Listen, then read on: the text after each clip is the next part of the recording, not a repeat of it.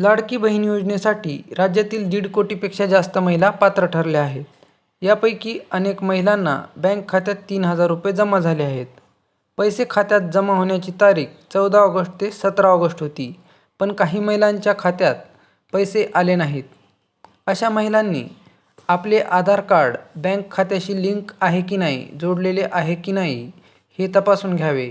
जर आधार card bank खात्याशी जोडलेले नसेल तर ते जोडून घ्यावे.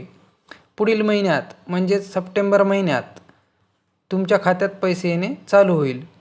ज्या महिलांना पैसे मिळाले नाहीत त्यांना सप्टेंबर महिन्यात 4,500 रुपये मिळणार आहेत.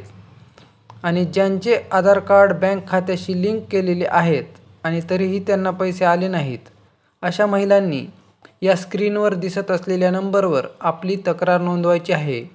ही तक्रार व्हॉट्सअपद्वारे नोंदवायची आहे.